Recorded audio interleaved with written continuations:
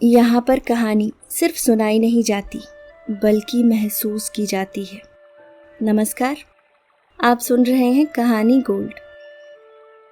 दोस्तों, आज जो कहानी मैं आपसे कहने जा रही हूँ वो इंसानी दिमाग की उलझनों, रिश्तों के घुमावदार रास्तों और जीवन की अनसुलझी कड़ियों को रेखांकित करता है। शीर्षक है झुरमुटी गलियारे।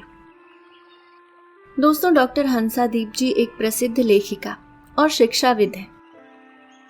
वर्तमान में वह टोरंटो, कनाडा में रहती हैं और यॉर्क यूनिवर्सिटी में हिंदी पढ़ाती हैं। वह अपनी किताबों, उपन्यासों और कहानियों के लिए दुनिया भर में बहुत लोकप्रिय हैं। उन्होंने भारत में आकाशवाणी के लिए कई कहानियां और नाटक प्रसारित किए हैं। उन्होंने कई साहित्यिक पत्रिकाओं के संपादन में महत्वपूर्ण भूमिका निभाई है। तो आइए आनंद लेते हैं कहानी का। झुरमुटी गलियारे।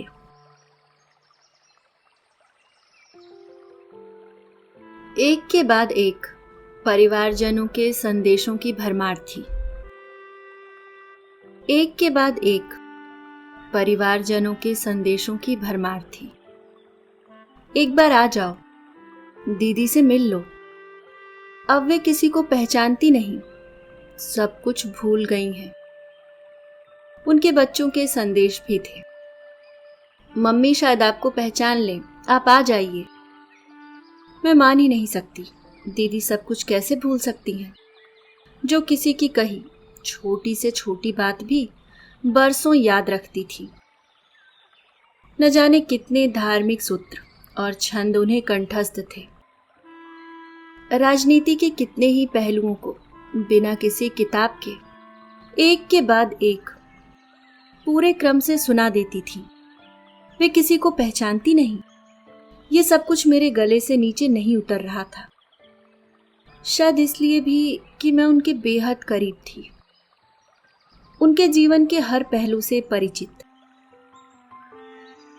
अपने जीवन भर की कठिनाइयों को उन्होंने न जाने कितनी बार उसी तरह दोहराया था, इतनी बार कि मुझे भी वे किस्से रट से गए थे। उनकी आप बीती जैसे मेरी अपनी यादों का हिस्सा बन चुकी थी। कितने बरस उनकी छत्रछाया में बिताए थे मैंने। क्या उन्हें वो एक पल भी याद नहीं आएगा? अतीत के सारे पन्ने खोलकर रख दूंगी, वे जरूर पढ़ लेंगी। एक नहीं, कई तरकीबें होंगी मेरे पास उन्हें याद दिलाने के लिए। इन्हीं ख्यालों के साथ जब मैं उनसे मिलने जा रही थी, मन में बहुत उमंग थी, चेहरे पर छलकती खुशी। भीतर की भावनाओं, संभावनाओं को आकार दे रही थी।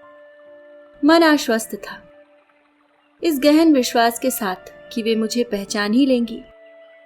भले ही किसी और को पहचाने न पहचाने, मगर मुझे तो पहचान ही लेंगी। कैसे नहीं पहचानेंगी भला? आखिर मैं उनकी हंसू थी। वे सारी दुनिया को भुला सकती हैं, मगर मुझे नहीं। मेरे हाथों का स्पर्श ही पर्याप्त होगा उन्हें उस झुरमुट से बाहर ले आने के लिए। उनके कमरे में कदम रखते ही मेरे सारे मुगालते दूर हो गए। उन पर नजर पड़ते ही मन की सारी मुरादें मन में ही ठहर गईं। मुझे देखकर भी अनदेखा करता उनका चेहरा मुझे तोड़ गया। वे सामने की दीवार को घूरती रहीं, जैसे मैं वहां मौजूद न थी। दी प्रणाम, मैं आपकी हंस हूं। मैंने उनके पैर छूकर उन्हें गले लगाने की कोशिश की तो उन्होंने झिड़क दिया। अरे दी, देखो तो सही, मेरी आंखों में देखो। दीदी ने ध्यान से देखा। मैं खुश हो गई। अब बताओ दी, मैं कौन हूं? कितनी दूर से आई हूं आपसे मिलने, ढेर सारी बातें करने।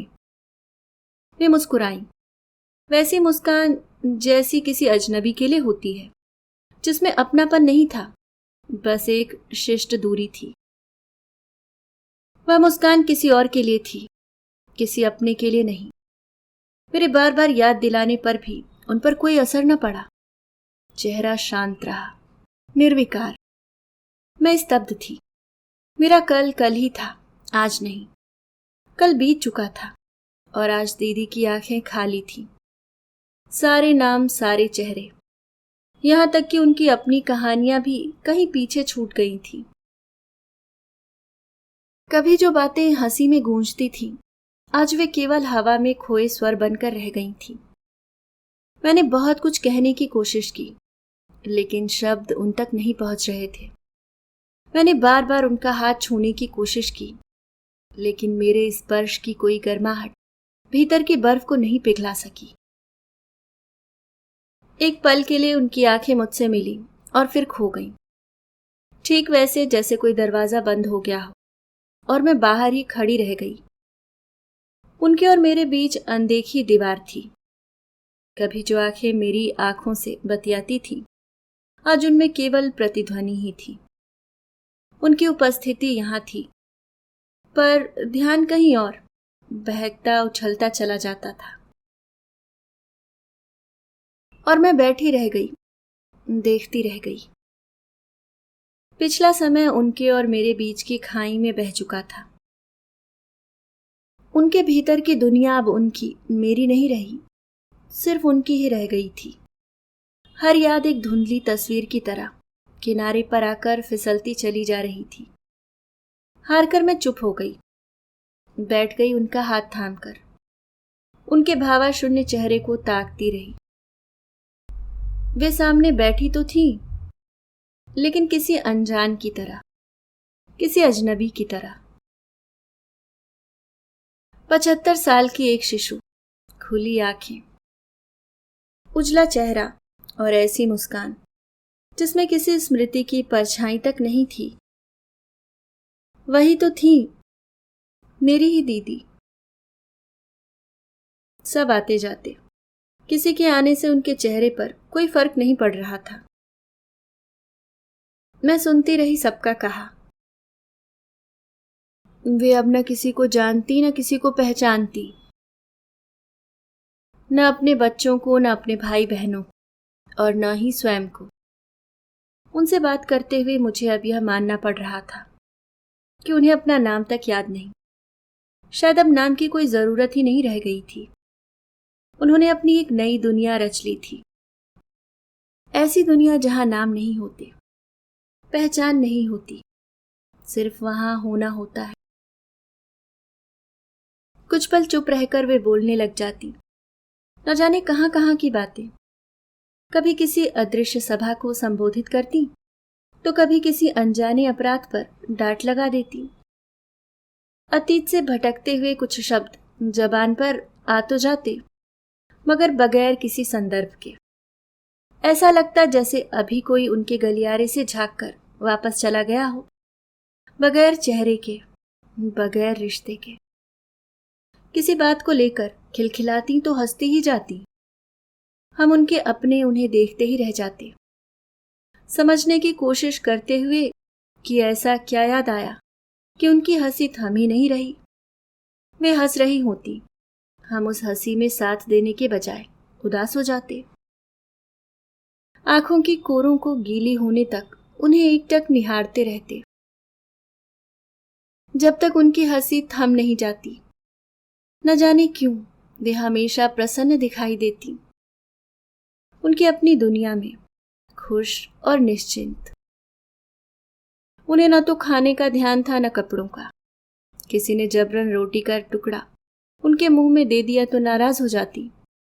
किसी ने प्यार से खिलाया तो खा लेती, वरना भूखी ही बैठी रहती, जैसे भूख प्यास जैसी तमाम सारी बातें अब उनकी दुनिया का हिस्सा ही ना हो। आज जब मैं उन्हें खिलाने बैठी तो शायद वे सारे निवाले याद आए जो उन्होंने बचपन में मेरे मुंह में दिए थे। मैं नहीं खाती तो वे डांटती थीं। आज मैं भी ठीक उसी लहजे में उन्हें डांट रही थी।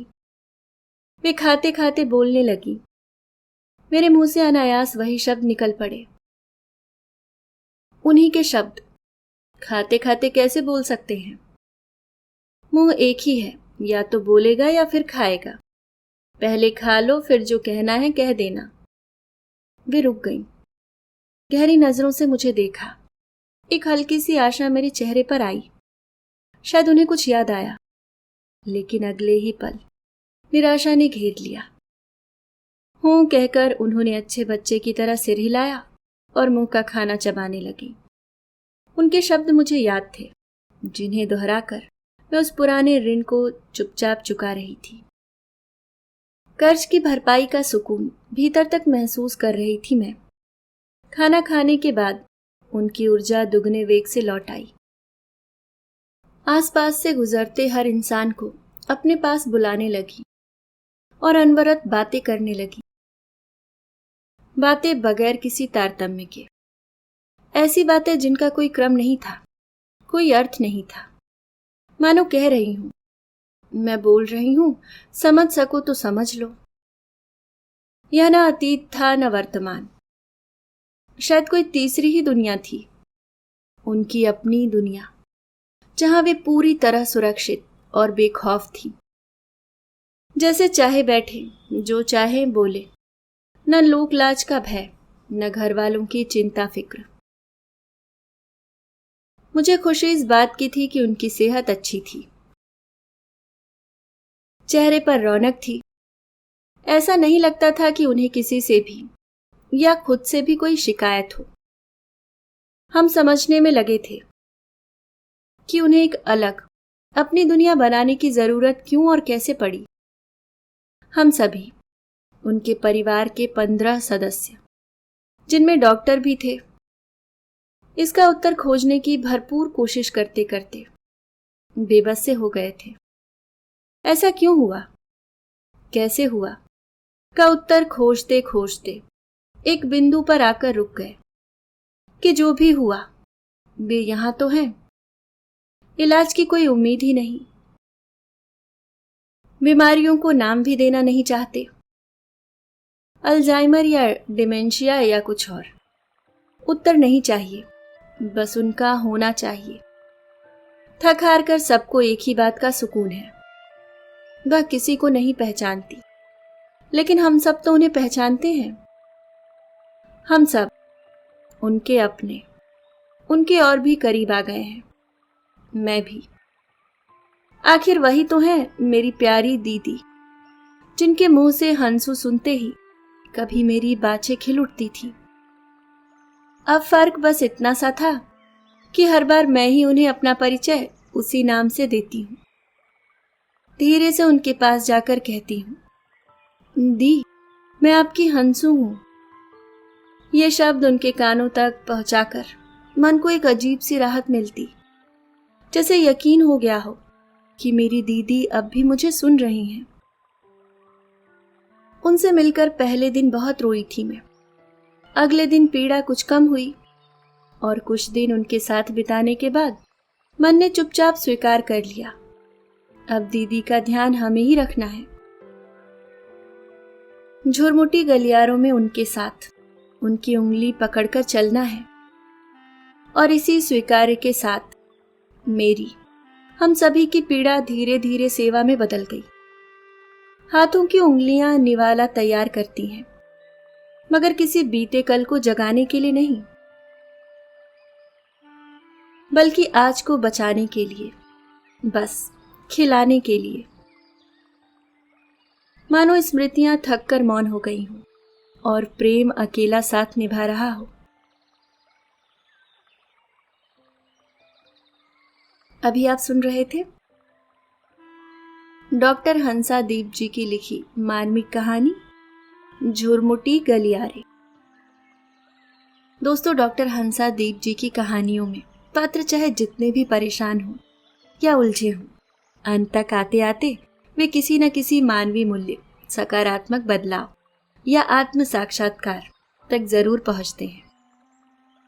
आपको कहानी पसंद आई होगी, ऐसी मेरी आशा है। आप डॉक्टर हंसादीप जी की अन्य कहानियां मेरे चैनल कहानी गोल्ड पर सुन सकते हैं। अगर आप चैनल पे नए हैं तो सब्सक्राइब करना ना भूलें। मिलती हूँ किसी और नई कहानी के साथ, तब तक के लिए मुस्कुराते रहिए। धन्यवाद।